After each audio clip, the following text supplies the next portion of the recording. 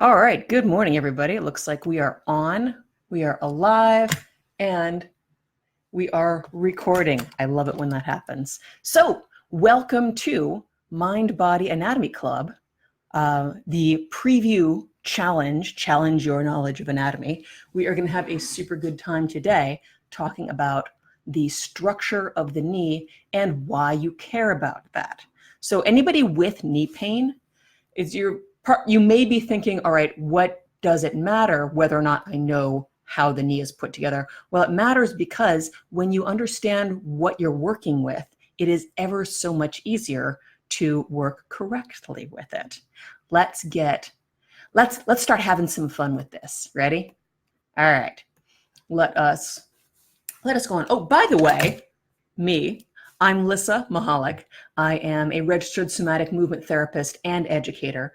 I am a certified personal trainer, Pilates teacher, teacher trainer, anatomist, and general all-round nerd. Today is day one of our 3-day preview of the Mind Body Anatomy Club.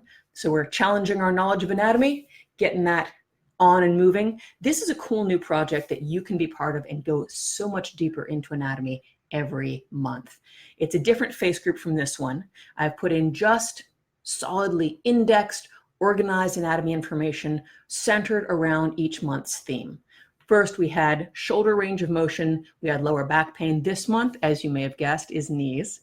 And there's going to be new content each and every month through November for you to enjoy. If you want to enjoy it, go to somaticanatomy.com/register, and you can register through November and get all the awesome information. Today, we are going to talk about structure because, again, when you know what's in there, you know how to affect it properly. So once you are aware of the structure, then you can organize it. Then you know what your options are. And hopefully this whole thing is going to be salted over with a nice crunchy topping of fun, because if it's not fun, what's the point? People remember stuff that's fun a lot better than they remember stuff that isn't fun. Okay, so, whoa, what have I just done to my screen? Never mind. All right, let's see. So today, what is a knee and why is it such a pain in the knee? Let's take a look.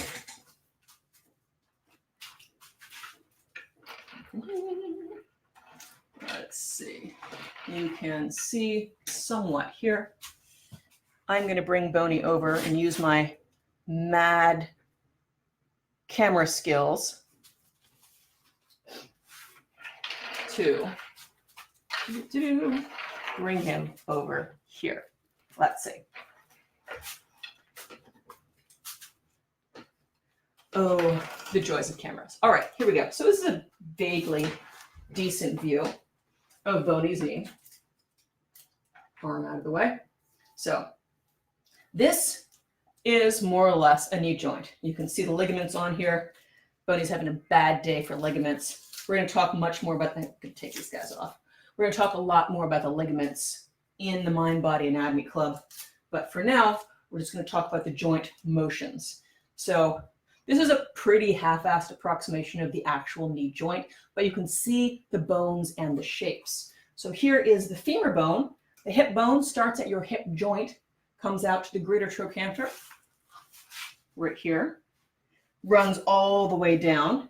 And if you grab your knee, here's your kneecap, you grab your knee right about here, you can feel the bone, which is the distal or farther away end of the femur bone. This is the bit that makes the really good club. If you're going to go out and be a cave person, this is the end you want to hit the animals with. You can also find your kneecap, the patella. If you move down, you'll find the front of your tibia, your shin bone, and you can follow that. Let's see, you can see this. You can follow that right down to your ankle.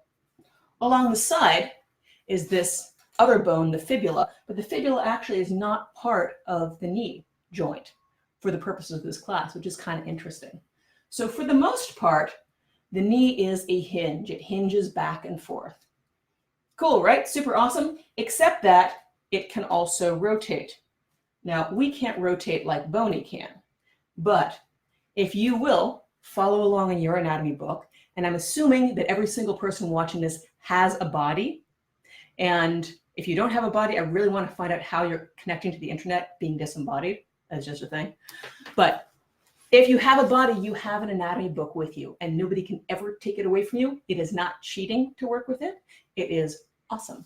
So if you hold on to your upper leg, your thigh bone here, and you rotate your lower leg, you will notice that you can rotate your shin bone without rotating your thigh bone. Yeah, okay. That may be kind of basic, but when you stand up and you're now in a good standing position, now if I'm going to rotate my shin bone, I cannot rotate my shin bone. If I straighten it out, I cannot rotate my shin bone without getting my thigh into the mix, because there is a cool structural thing that goes on with your knee bones called the screw home mechanism. When your knee straightens, then you lose the ability to move your lower leg independently of your upper leg, which is awesome because when you are standing up, your muscles don't have to work so hard to support 3/4 plus of your body weight. And only one knee is supporting that every time you take a step. So it's really good to have that structural support for your knee. However, a lot of us like to take our knees and bend them backwards, hyperextend them, lock them out the back. Notice how you can do that. Most of us can do that. However, when we do, the front of the bones starts pressing together. Anywhere you have bones pressing together where they're not supposed to press together, you can rub away the cartilage, then you can end up with bone rubbing on bone. You can get arthritis. Everything goes to hell. Don't do it.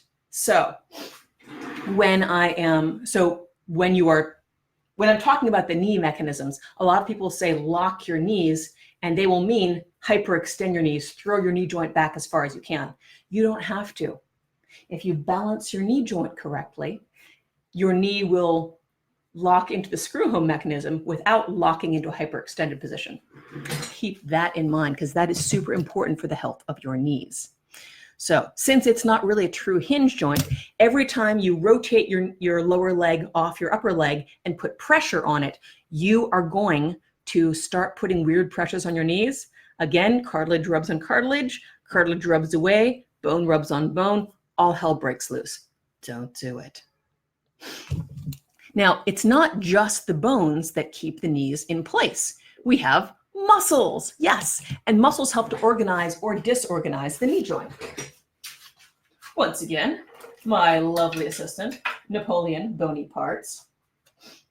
I'm actually going to take off the rectus femoris, one of the major muscles of the quadriceps. So these are the quadriceps muscles when this is attached. 4 muscles enter, 1 tendon leaves.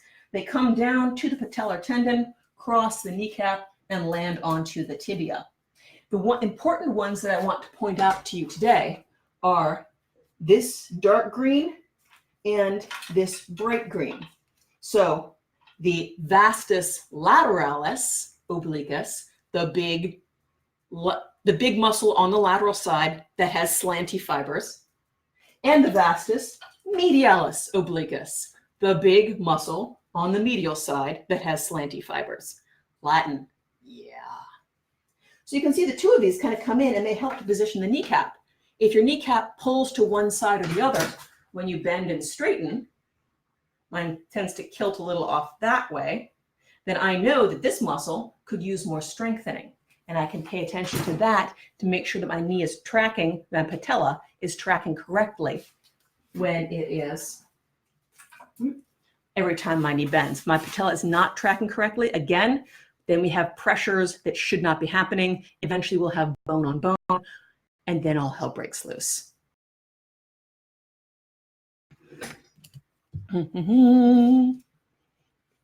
My wireless is doing something interesting. I'm going to pause, deep breaths, and get onto that in just a second.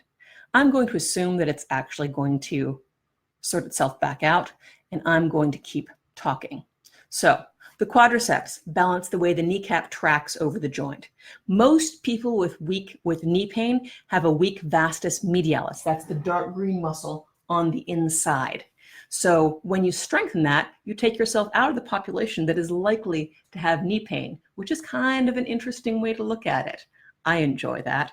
Plus, it's a really handy thing to do. I've had great success with all of my private clients who have worked on their vastus medialis. It really helps to get people out of knee pain. I'm going to go into specifics when we go into the Mind Body Anatomy Club on August 17th, because I just don't have the time here. I'm seeing my timer is getting smaller and smaller.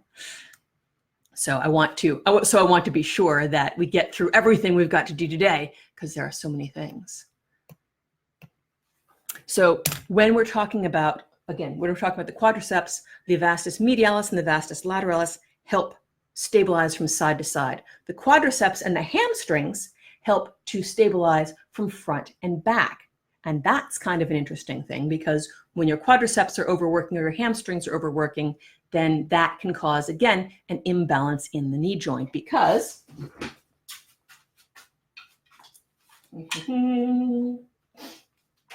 these are your hamstring muscles. They come down and back, and they balance the quadricep muscles.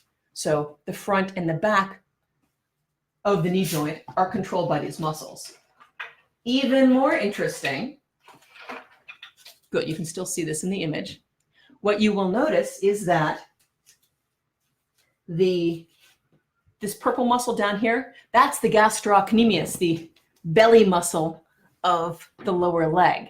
And that crosses up over the knee joint and attaches to the femur, while the hamstrings cross over the knee joint and attach to the tibia and the fibula. Yes, they do. So these muscles can cross over and not lock, they can help support the knee joint from the back, but not when you're hyperextending your knees, because that's going to overstretch those muscles, which is going to throw all of your knee and hip mechanics off. Which, did I mention all hell breaks loose? Probably did, because it does. Okay, so options for protecting the knee joint and its mechanics. I am really hoping that this video is coming through, because I've just got that little spinning wheel that says trying to reconnect. Oh, Facebook.